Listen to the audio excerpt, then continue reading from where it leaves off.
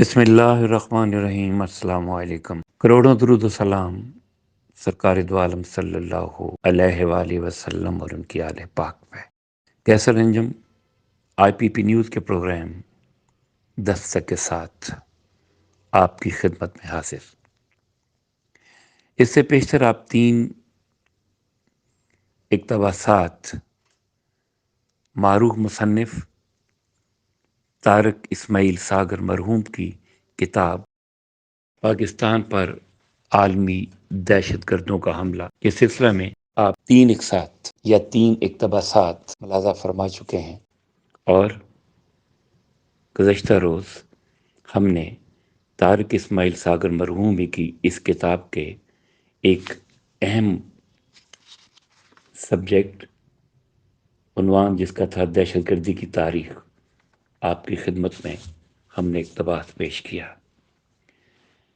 دہشت گردی کی تاریخ بہت پرانی ہے، اور ہم بدقسمت ہیں کہ ہم پر دہشت گردی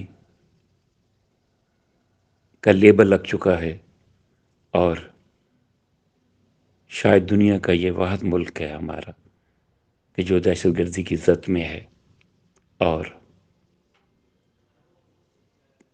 بے تحاشا جانے دہشت گردی کی نظر ہو چکی۔ آج دوسری قسط دہشت گردی کی تاریخ کے حوالے سے پیش خدمت ہے، ملاحظہ کیجیے۔ سکرئی فرقہ کی کارروائیوں کے بعد دہشت گردی کی بڑی مثالیں 11ویں صدی عیسوی سے لے کر 13ویں صدی عیسوی کے درمیان ملتی ہیں۔ یہ کارروائیاں بھی ایک مذہبی فرقہ اسماعیلی، جنہیں تاریخ میں اسیسین کے نام سے یاد کیا جاتا ہے، سے منسوب ہیں۔ اسماعیلی فرقہ کے لوگوں کے بارے میں کہا جاتا ہے کہ مذہبی سے زیادہ سیاسی اقتدار کے حامی تھے۔ انہوں نے فارس یعنی ایران کے علاقے سے اپنا سیاسی سفر شروع کیا اور جنوب کی طرف پیش قدمی کرتے ہوئے شام سے یروشلم تک پہنچ گئے۔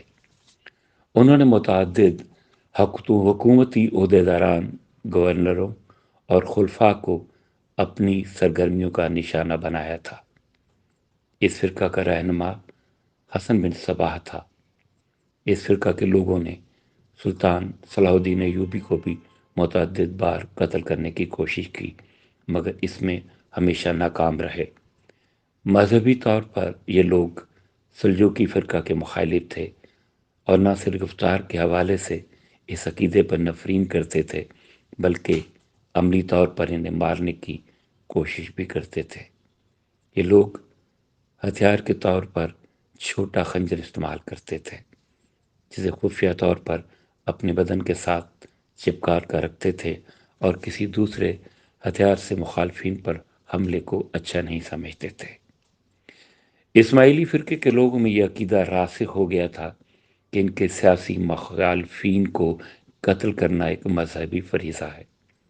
اس عقیدے کو بہت منظم طریقے سے اسماعیلی فرقے کے پیروکاروں نے پھیلایا، اور اسماعیلی فرقہ کی تباہی و بربادی 13ویں صدی میں اس وقت ہوئی جب منگول قوموں نے ان پر شدید ترین حملے کر کے انہیں نیست و نابود کر دیا، اور اس تباہی میں بچ جانے والوں کو اس حد تک مجبور کر دیا کہ وہ اپنے عقیدے سے پھر جائیں۔ 13ویں صدی کے بعد 18ویں صدی تک دہشت گردی کی کوئی بڑی اور قابل ذکر کارروائی تاریخ میں رقم نہیں۔ البتہ یورپ میں چھوٹی چھوٹی دہشت گردی کی کارروائیاں بادشاہوں کی مخالفت میں بغاوتوں کے زمرے میں آتی ہیں، جبکہ اسی عرصہ میں امریکہ میں ریڈ انڈین قبیلوں کے کالے لوگوں اور وہاں پر نو آباد گورے انگریز لوگوں کے درمیان کئی ایسی جھڑپیں اور کارروائیاں ہوئیں جو دہشت گردی کے طور پر دیکھی جا سکتی ہیں۔ تاہم تاریخ میں باقاعدہ دہشت گردی انقلاب فرانس کے دوران 2 سال میں ہونے والی کارروائیوں کو قرار دیا جاتا ہے۔ انقلاب فرانس کے 2 سالوں 1793 اور 1794 کے دوران دہشت گردی کا جو باقاعدہ آغاز ہوا، اس کی بنیاد رجیم ڈی لا ٹیرر تحریر نے رکھی، اور اس تحریک کے نام ٹیرر سے دہشت اور دہشت گردی کے معنی منسوخ کیے گئے۔ ٹیرر تحریک کا بانی رابسپرے نامی شخص تھا۔ اس تحریک نے اپنی کئی ذیلی تنظیمیں بھی بنا رکھی تھیں جو دہشت گردی کی کارروائیاں انجام دیتی تھیں۔ اس تحریک کی دو ذیلی تنظیمیں گرونیڈنز اور گروڈلرز سے زیادہ معروف ہیں۔ 17 ستمبر 1793 کو جب حکومت فرانس نے مشکوک افراد سے متعلق ایک خاص قانون پاس کیا تو ٹیرر تحریک شدہ انتقامی کارروائیوں پر اتر آئی اور اس نے پے در پہ بڑے پیمانے پر قتل و غارت کی۔ اس دوران رابسپرے کو اپنی تنظیموں کے جن آدمیوں پہ ذرا سا بھی شک ہوتا انہیں فوری طور پر قتل کر دیا جاتا تھا۔ 1794 میں رابسپرے نے ایک جنرل کنونشن میں مزید مشکوک لوگوں کو ایک فہرست تیار کی اور اس فہرست میں اس نے اپنا نام بھی شامل کیا تھا، جس سے اگلے روز انتقام کے لیے لوگوں نے مطالبہ کرنا شروع کر دیا کہ رابسپرے کو فوری موت کا ذائقہ چکھنا چاہیے۔ رابسپرے کو اندازہ ہو گیا کہ یہ لوگ لازمی طور پر قتل کر دیں گے۔ اس کی آمد سے قبل ہی اس کے بہت سے ساتھیوں کو قتل کیا جا چکا تھا، چنانچہ وہ بھی اپنے قتل کی دہشت گردانہ کارروائی کا شکار ہو گیا۔ انقلاب فرانس میں ٹیرر کا لفظ بطور دہشت سمجھا جانے لگا، چنانچہ 1796 میں پہلی بار ٹیرر کا لفظ فرانس کی ڈکشنری میں شامل کر لیا گیا، لیکن اس ڈکشنری میں ٹیرر کے جو معنی لیے گئے وہ دہشت تو تھے، لیکن ان معنی کو مثبت کارروائی کے طور پر لیا گیا اور اگلے 2 سال تک یہ ٹیرر مثبت یعنی ہی استعمال ہوتا رہا۔ لیکن 1798 میں فرانس کی جو دوسری ڈکشنری چھپی، اس میں ٹیرر کے معنی منفی طور پر دہشت کے لیے گئے اور ٹیررزم سے مراد منفی دہشت گردی لی گئی۔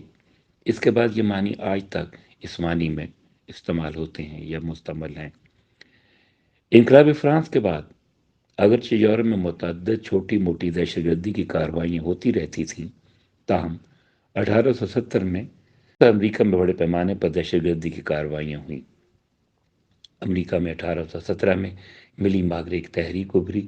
یہ مزدوروں کی ایک تحریک تھی اور ان مزدوروں کو روس کے لوگوں اور جماعتوں کی مدد حاصل تھی، لیکن تاریخ کی تحقیق سے یہ بات ظاہر ہوتی ہے کہ مزدوروں کی اس تحریک کو روس کی جماعتوں سے زیادہ آئرلینڈ انقلاب پسندوں کی حمایت حاصل تھی۔